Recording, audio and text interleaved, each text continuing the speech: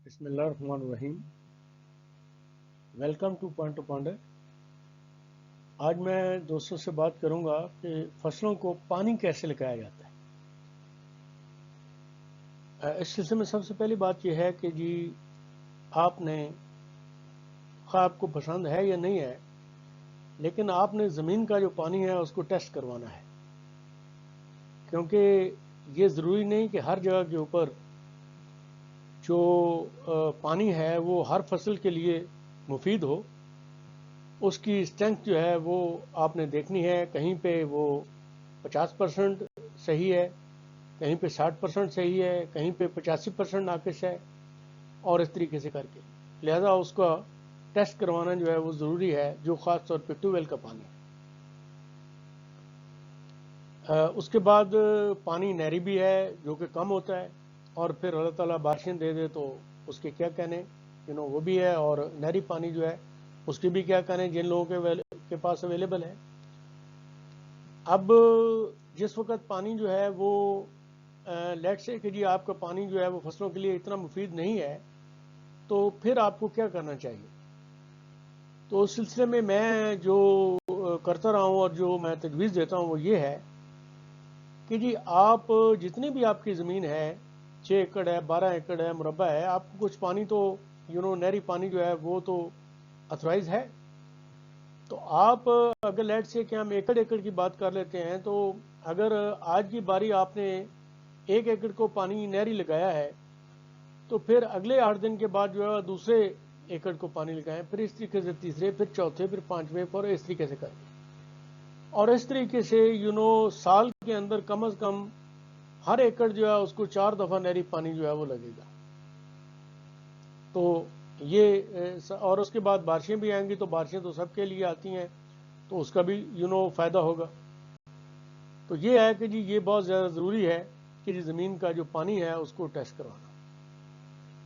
उससे अगली बात जो मैं करता हूँ, जो कि आप पाशी के लिए और बाकी भी चीज़ों के लिए बहुत ज़रूरी है, वो है कि ज़मीन को लेवल कराना।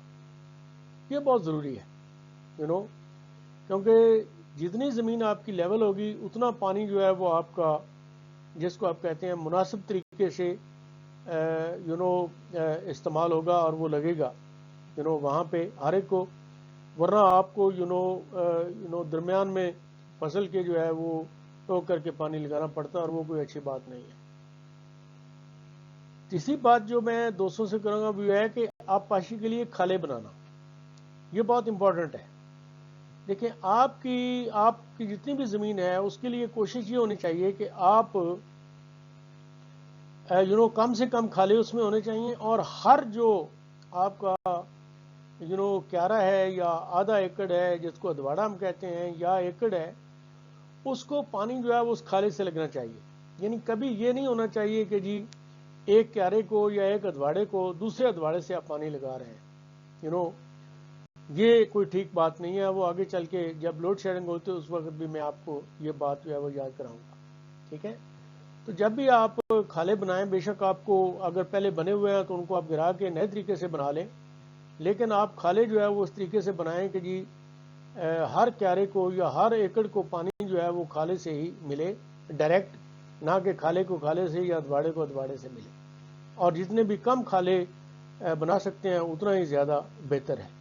वो आपकी ज़मीन की जो डायमेंशंस हैं और जो आपकी कस्सी है, जिसको हम कहते हैं, जो बड़ा नाला है उसको हम कहते हैं, उसके ऊपर डिपेंड करता है।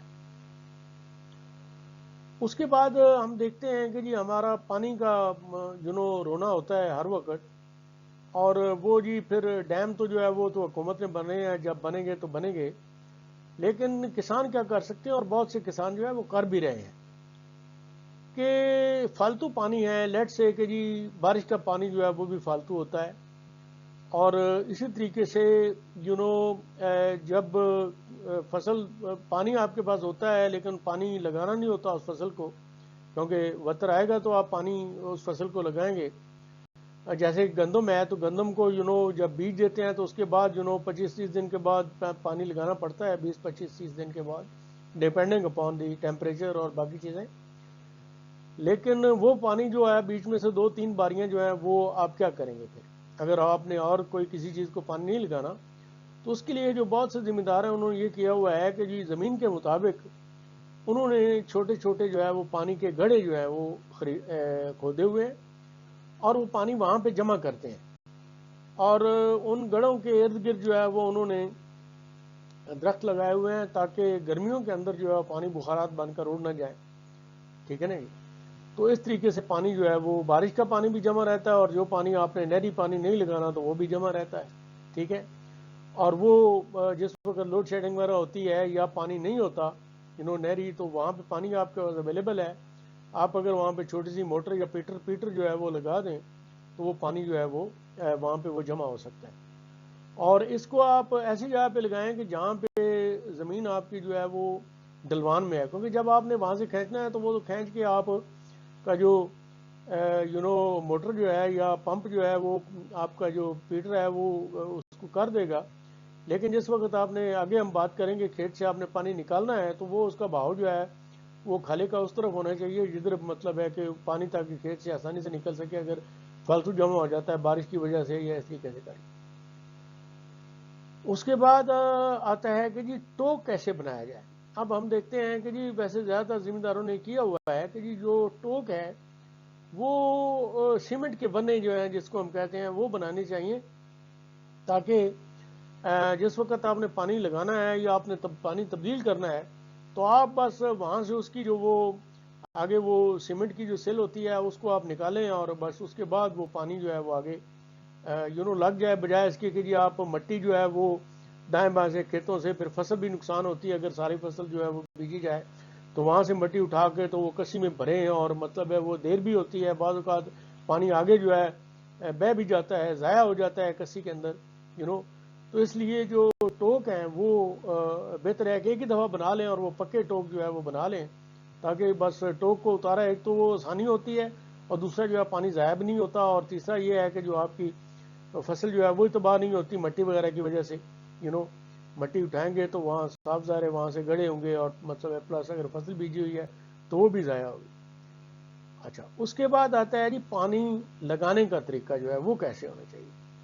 तो देखें ये बड़ा आसान है कि सबसे पहले जैसे मैंने पहले कहा कि जी पानी जो है वो आप हर क्यारे को या मतलब है कि अधवाड़े को यानी आधा एकड़ जिसको हम कहते हैं या एकड़ को आप पानी खाले से लगाएं। क्यारे से क्यारे को या अधवाड़े को अधवाड़े से पानी जो है आप ना लगाएं, डायरेक्ट जो है वो आपके आप पाशी का जो खाले हैं वो बने ही इस तरीके से होने चाहिए। उनको तरीका बता दें कि अगर आपको नहीं पता तो सियाने से पूछ लें, वो आपको आके बता देगा, और उस तरीके से एक ही दफ़ा तकलीफ कर लें, इससे आपकी पानी की बचत होगी। और पानी जो है वो बस उतना लगाएं जितनी ज़रूरत है। ये नहीं है कि जैसे हम कहते हैं अच्छा यार पानी ला देता है मैं बोड़ देता है, मैं जो अपनी फसल है उसको बोड़ दिया, नहीं, बोड़ने की जरूरत नहीं है। पानी ज़्यादा भी नहीं होना चाहिए, पानी कम भी नहीं होना चाहिए, और आपको पता लग जाता है कि पानी जो है चलो गर्मियों में तो फिर अगर ज़्यादा भी हो जाए तो वो निकल जाता है पानी, ऊपर बुखारात बन जाते हैं, लेकिन सर्दियों में जो है ये मसला पैदा करता है। जैसे मैंने पहली वीडियो में बताया कि जो उससे ये फिर आपकी जो गंदों में ख़ास तौर पे और ये वो मतलब है जर्द हो जाती है, और उसके अंदर जो है वो फिर बीमारियां जो है वो आ जाती हैं।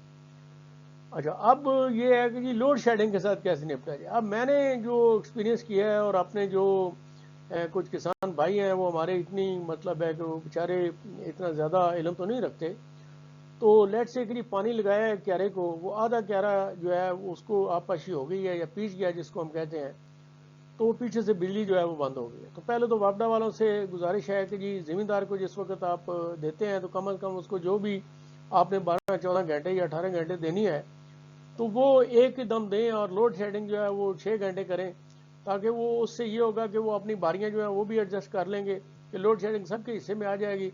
अब होता यह है कि जिसके पास तो 40-40-50-50 घंटे है पानी, उसको अगर 4-5 घंटे लोड शेडिंग भी हो जाए तो कोई मसला नहीं है, लेकिन जिस बेचारे के पास है ही 2-3 घंटे हैं तो उसके अंदर लोड शेडिंग हो जाए तो फिर तो बड़ा मसला हो जाता है।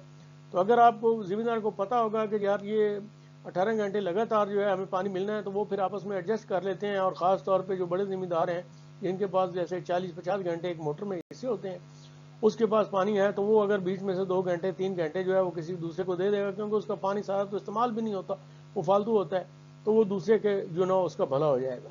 ठीक है, तो इसलिए लेकिन बहरहाल वो तो वापडा का काम है, वो करें या ना करें वो तो उनकी अपनी मर्जी है, उन्होंने अपना हिसाब किताब किया हुआ है, उन्होंने हमारे से कौन सा पूछना है। लेकिन बहरहाल जो मैं अर्ज कर रहा हूँ वो ये है कि जब आप लोड शेडिंग होती है तो आपने क्यारे को पानी लगाया हुआ है और वो अमूमन कहा जाता है जी आधा क्यारा पीच गया है और आधा जो है वो भी रह गया है। अब जब दोबारा आता है बिजली आती है तो मोटर स्टार्ट होती है, तो उसके बाद कई जिम्मेदार हैं वो कहते हैं जी पहले से पहले क्यारा जो टोक दिया हुआ है उसमें से वो पहले को आधे को पीछे तो फिर आगे वो जाता है। नहीं भाई, आप उसको बंद कर दें उस टोक को, और थोड़ा जहाँ पे आपका रहता है वहाँ से आप नया टोक लगा लें क्यारे के अंदर, और उसको मतलब है यानी खाले में, और वहाँ पे जो है उसको वो लगा दें, ताकि जो एक जो पहले पीछा हुआ है जो आपस हो गया उसको तो ना आप दोबारा मतलब है पीछे। तो ये है लोड शेडिंग के साथ जो है निपटने का एक जो प्रैक्टिकल तरीका जो है। ठीक है। अब उसके बाद ये है कि जी खेत में जो पानी आ जाता है बारिश की वजह से होता है या ज़्यादा हो जाता है, तो उससे आपको पता है, मैंने कल भी कहा था कि जी ये आपकी गंदम वगैरह जो है पीली हो जाती है, तो उसको आपको निकालना पड़ता है। और वैसे बाकी फसलें में जो उनको भी मतलब है नुकसान पहुँचता है। तो उसका ये है कि जी आप मतलब है जो पानी का वो जो गड़ा से जो मैंने बताया है उसको आप निकालेंगे, तो वो आप ढलवान की तरफ निकालें और उससे जो मतलब है कि खाले में पानी छोड़ दें, तो वो उसके अंदर जो है पानी जमा हो जाएगा। ठीक है ना जी। या फिर क्योंकि अगर आप वहाँ पे पिटर वगैरह जो है वो ले जाएंगे तो खर्चा भी ज़्यादा, और दूसरा ये है कि जी उसमें ज़रूरी नहीं है कि सारा पानी जो है वो निकले और फसल का भी उसमें नुकसान होता है। तो वो ढलवान वाला तरीका जो है वो मेरी नज़र में मैं रिकमेंड करूँगा कि ये बेहतर है। तो आज मैंने दोस्तों से ये बात करनी थी, और अगर आपको ये मेरी बातें अच्छी लगी हैं तो इन पर अमल भी करें, इसको शेयर भी करें, इसको लाइक भी करें। तो थैंक यू वेरी मच। खुदा हाफिज़।